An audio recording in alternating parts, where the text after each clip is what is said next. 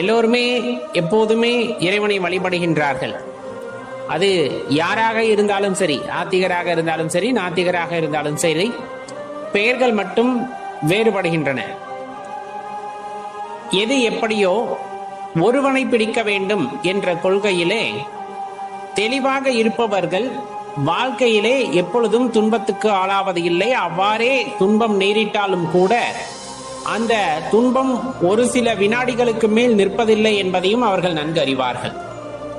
மாறாக மனதிலே பல குழப்பங்களை ஏற்படுத்தி கொண்டு இப்படியா அப்படியா, யாரை பிடிப்பது, யார் பாதத்தை பணிவது என்று தெரியாமல் குழப்ப நிலையிலே இருப்பவர்களுக்கு வாழ்க்கை முழுவதுமே கஷ்டம் நீடித்திருக்கிறது அப்படின்னு சொன்னோம்னா அதுல மாற்று கருத்துல யோசிச்சு பாருங்க.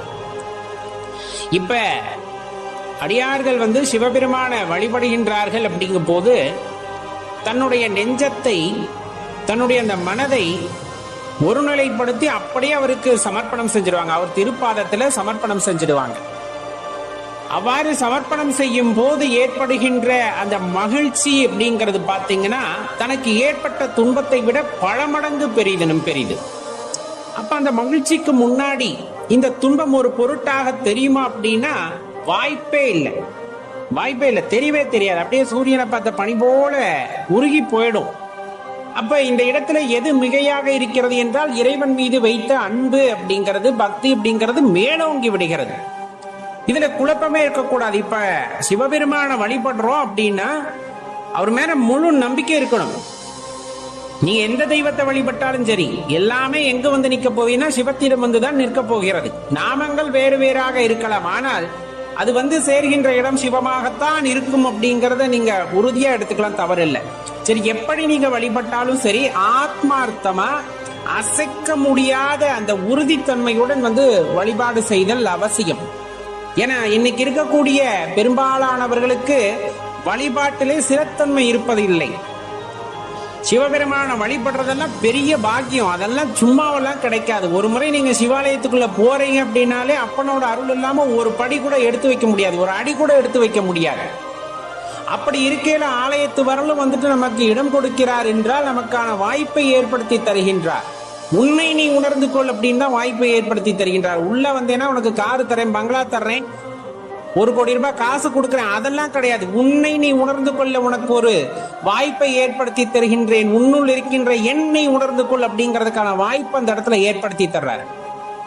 அது எல்லாத்துக்கும் விடுகிறதா அந்த வாய்ப்பு அப்படின்னா கிடையாது. உள்ளத்தளவிலே பக்குவமடைந்த ஒரு ஆன்மாவிற்கு அந்த வாய்ப்பானது கிடைக்கிறது. அந்த வாய்ப்பை அந்த ஆன்மா சரியாக பயன்படுத்துகிறதா இல்லையா அப்படிங்கிறது தான் கேள்வி. ஏன்னா மனதிலே பல குழப்பம்.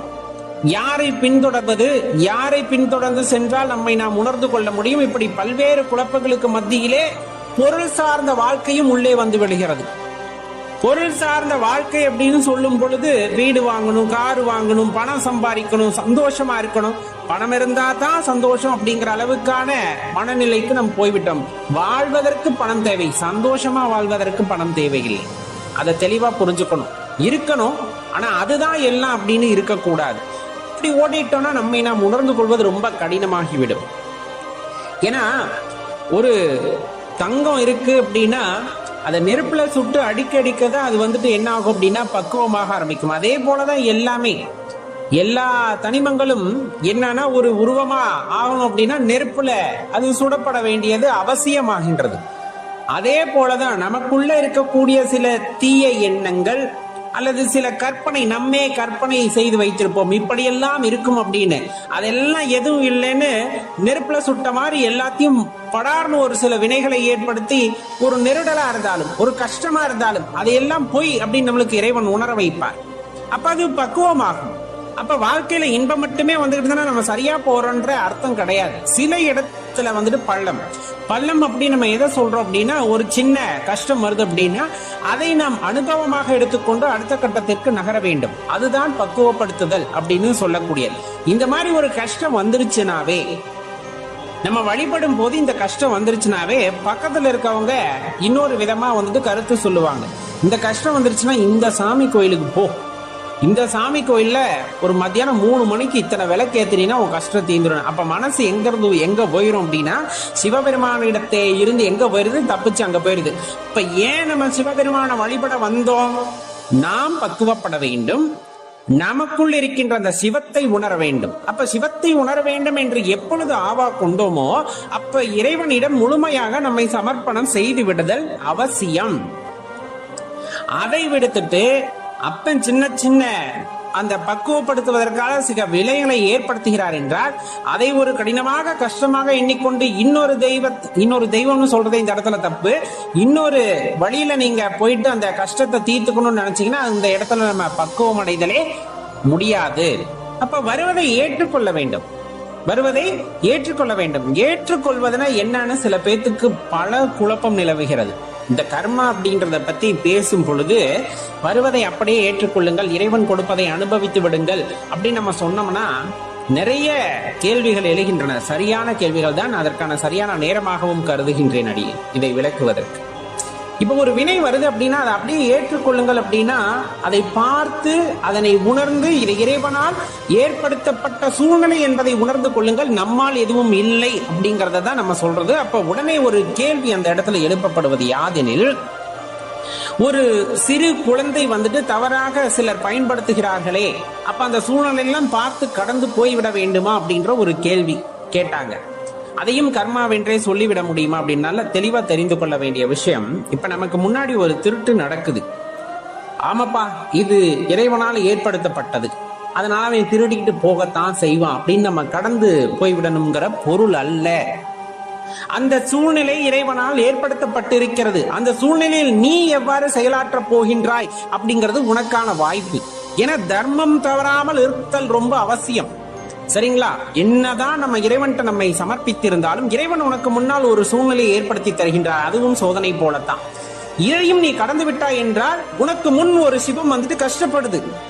ஒரு உயிர் அப்படிங்கறது சிவபரம்பொருள் தான்.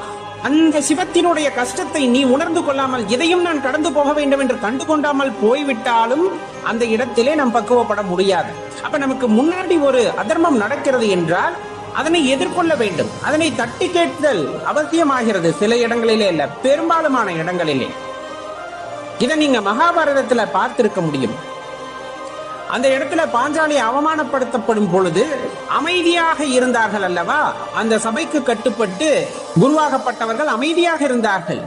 அவர்களும் கடைசியில் தண்டிக்கப்பட்டார்கள். அவர்கள் எல்லாம் தர்மவான் தான். இருந்தாலும் ஒரு அதர்மம் நடக்கும் போது அதை கண்டு கொள்ளாமல் இருப்பதும் தவறென்று அந்த இடத்துல சுட்டிக்காட்டப்பட்டது. அதே போலதான் இப்ப எல்லாம் கர்மா என்று ஒதுங்கி போய்விட முடியாது. அக்காரணம் எதனால் நிகழ்ந்தது, அந்த வினை எதனால் நிகழ்ந்தது, அவ்விடத்திலே நாம் இருந்தால் அந்த வினையை தடுப்பதற்கும் நாம் முயற்சி செய்திருக்க வேண்டும். ஏனென்றால் அது அதர்மம், அது அதர்மம். அதர்மத்தை நாம் கண்டுகொண்டாமல் சென்றாலும் அந்த இடத்திலே நாம் பக்குவப்படவில்லை என்பது பொருளாகிறது.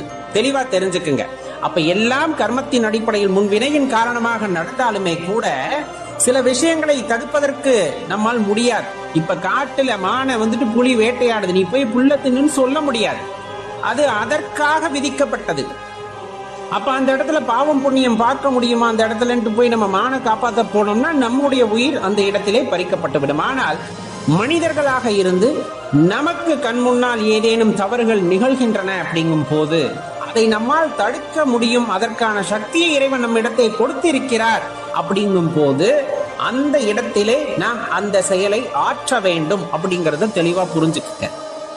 நாம செயல்படலாம் அல்லது ஒரு கூட்டாக சேர்ந்து செயல்படலாம். ஒரு அதர்மம் நடக்கும் போது தடுக்க வேண்டும், அதுவும் கர்மாதான்.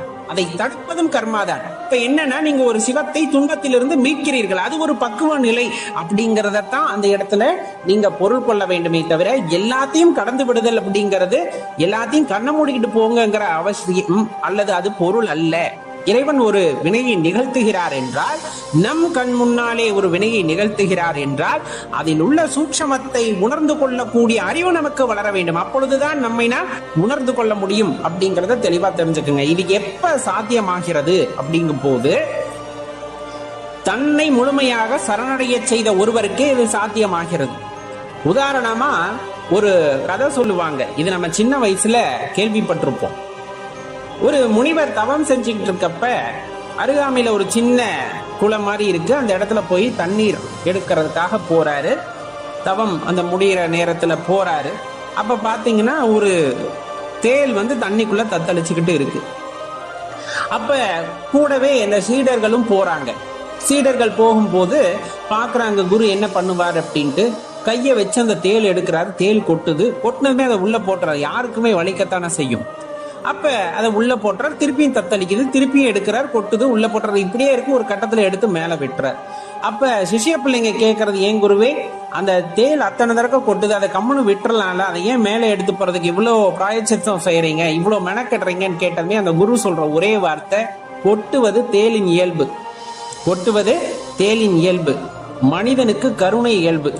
அது எத்தனை முறை கொட்டினாலும் அதை காப்பாற்றுவது என் கடமை அப்படின்ட்டு சொல்றார். இப்ப இந்த சூழ்நிலையை அவர் கடந்து போயிருக்க முடியும். தேள் தண்ணிக்குள்ள விழுந்துருச்சு, அது முழுகி சாகணுங்கிறது அதோட விதியா இருக்குன்னு விட்டுட்டு போயிட முடியும். ஆனா அது கிடையாது மனிதனுடைய அந்த காரண காரியம் அப்படிங்கிறது. மனிதனால் ஒரு வினையை ஆற்ற முடிகிறது, அந்த உயிரை என்னால் காப்பாற்ற முடியும் என்று உள்ளுணர்வு சொல்கிறது என்றால் அதற்காக நாம் மெனக்கிட வேண்டும்.